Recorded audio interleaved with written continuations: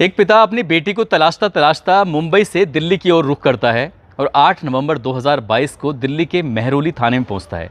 वहां जाकर कहता है कि साहब, मेरी बेटी का पिछले 5 या 6 महीने से कोई अता पता ही नहीं है। वो ना तो इंस्टाग्राम पर दिखाई देती है और ना ही फेसबुक। इसके अलावा सोशल मीडिया के किसी भी प्लेटफॉर्म पर मेरी बेटी दिखाई नहीं दे रही है।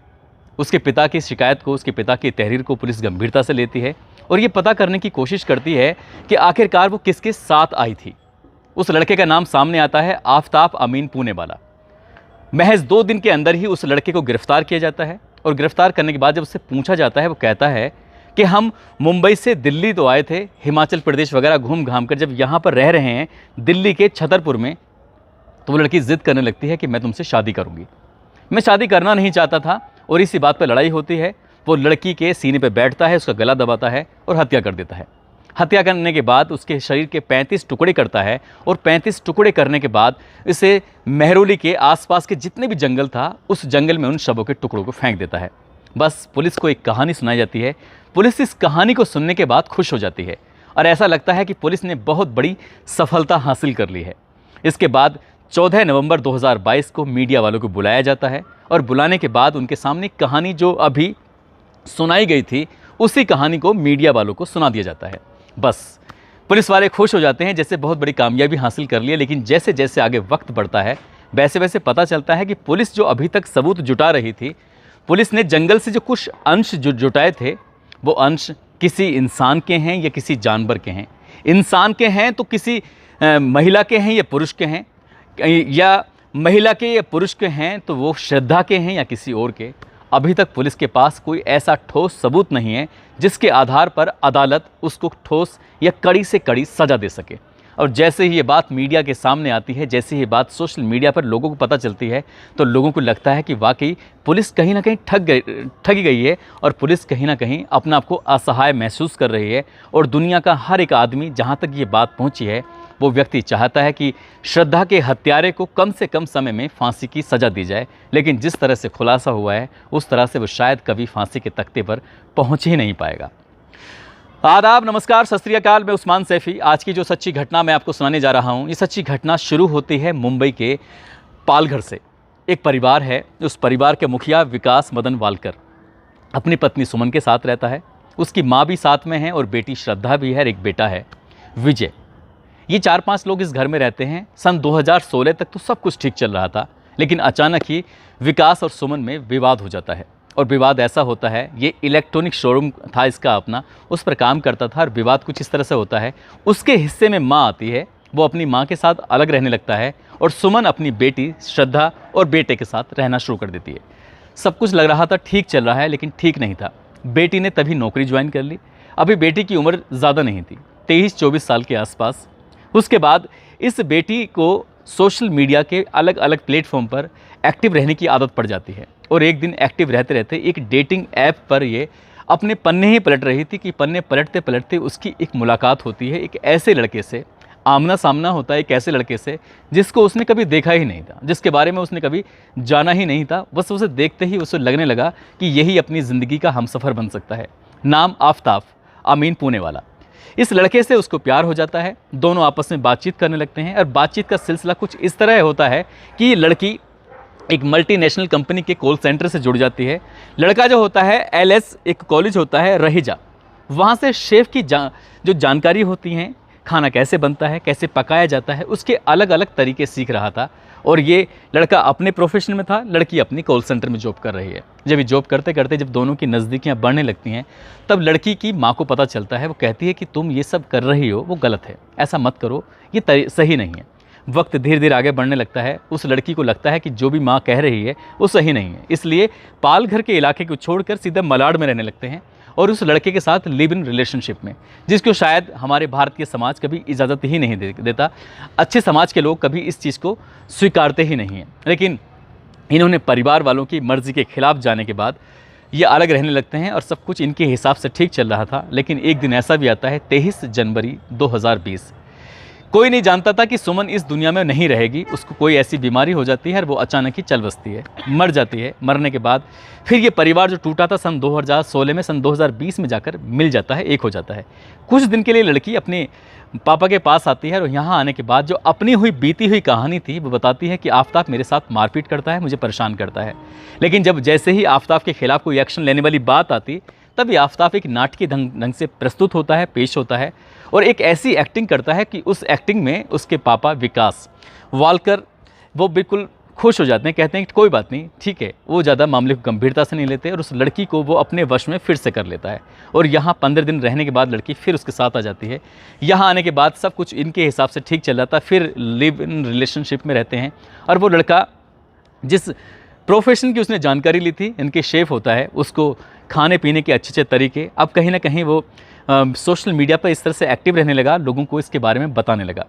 जब बताने लगा कि कैसे खाना बनता है, क्या है इसकी जो कुछ ऐसी जानकारियाँ, लगभग 26,000 फॉलोवर्स के इंस्टाग्राम पे होते हैं, देश विदेशों में इसके ब्लॉग भी देखे जाने लगे, फेमस होने लगा, पैसे कमाने लगा, सब कुछ उसके हिसाब से ठीक चल रहा था, लड़की के हिसाब से भी ठीक चल रहा था। लेकिन अचानक ही वो मुंबई, जो कि इसके माँ बाप, हालांकि माँ तो रही नहीं थी, पिताजी थे, लेकिन पिताजी को अपनी बेटी पर कोई ध्यान ही नहीं था।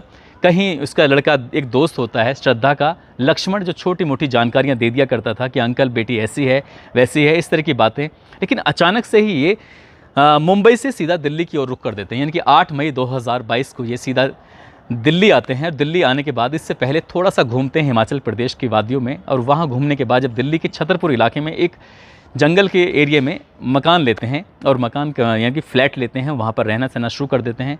और ज़्यादा दिन होते नहीं हैं, महज 10 दिन के बाद एक ऐसी कहानी पेश होती है जो कि सिर्फ़ और सिर्फ आफताब बताता है। अब यहाँ से जो कहानी शुरू होती है, अब तक तो ठीक थी, लेकिन ये कहानी सच है या झूठ है, श्रद्धा जिंदा है या मर चुकी है, कोई नहीं जानता है। लेकिन जो आफताब बताता है उसके हिसाब से श्रद्धा इस दुनिया में है ही नहीं। अब उस वो कहता है कि साहब वो शादी के लिए दबाव बना रही थी, अभी तक तो ठीक था, मुंबई 8 तारीख को वहाँ से निकले थे, ऐसा 10 दिन में क्या हो गया कि उसने उसकी जान ले ली। यानी कि उसके सीने पे चढ़ता है, उसका गला दबाता है, गला दबाने का हत्या करता है, हत्या करने के बाद सोचता है कि अब इसकी लाश को, इसके डेड बॉडी को कैसे ठिकाने लगाया जाए। उसके लिए एक फ्रीज लाता है, एक धारदार हथियार लाता है, शरीर के अलग अलग टुकड़े करता है, कुछ टुकड़े फ्रीज के अंदर रखता है, कुछ डीप फ्रीजर में रखता है ताकि वो जम जाएँ। इसी बीच में एक लड़की से संपर्क होता है, उस लड़की को भी बुलाता है, उस लड़की को भी पता नहीं चलता और उसके साथ 2-3 घंटे बिताता है।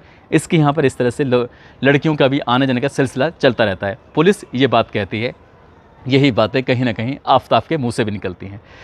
12 तारीख को पकड़ा गया था, 12 की रात को, 13 की सुबह को, 14 के कम से कम 24 घंटे या 36 घंटे तक आफताब जो बोल रहा था, पुलिस को लग रहा था कि कोई हलवा है, आओ खा जाओ।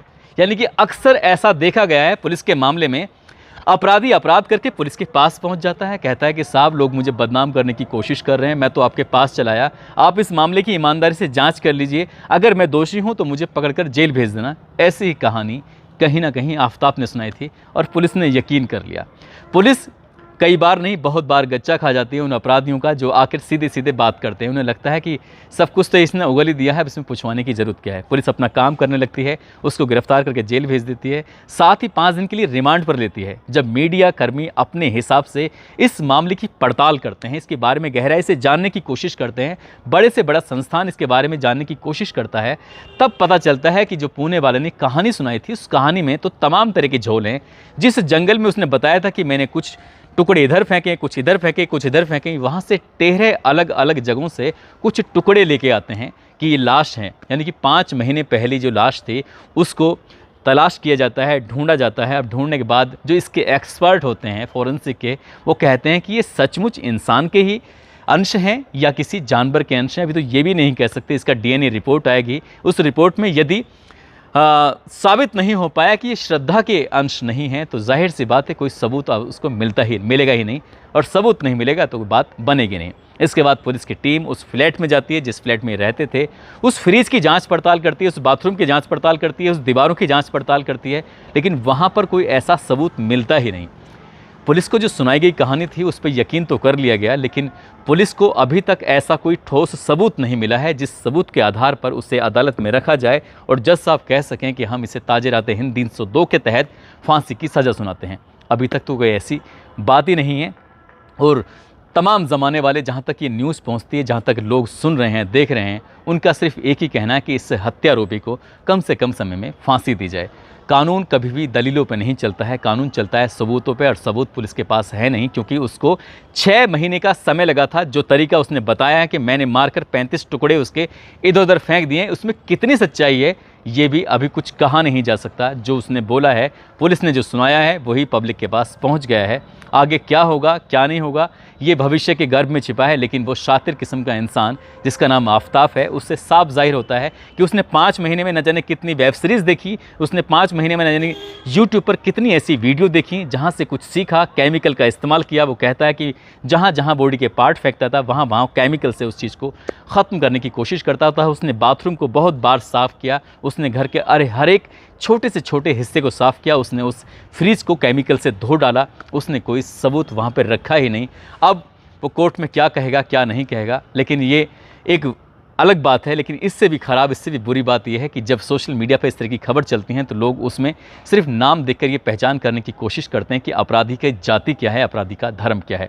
लोग अपराधी की जाति धर्म देखने में लगे हैं। कोई इसे मुसलमान बता रहा है, कोई इसे पारसी बता रहा है, कोई अन्य जाति धर्म में बांटने की कोशिश कर रहा है। सब अपने अपने हिसाब से, अपने अपने धर्म के हिसाब से कहीं ना कहीं ये सपोर्ट करने की कोशिश कर रहे हैं, कोई इसको फांसी लगाने की कोशिश कर रहा है। लेकिन उस बेटी के बारे में शायद कम लोगों को फिक्र है, जिस लड़की का पता ही नहीं कि वो ज़िंदा है या मर गई है। जिस तरह से उसको बताया गया था, जिस तरह से 18 मई को उसको मारने के बाद कई दिनों तक उसका सोशल मीडिया अकाउंट लगातार चलते रहते हैं। और ये पुणे वाला, जिसका आफताब पुणे वाला, वो मुंबई जाता है, उसका मोबाइल फेंक कर वापस आकर दिल्ली में ऐसा रहने लगता है।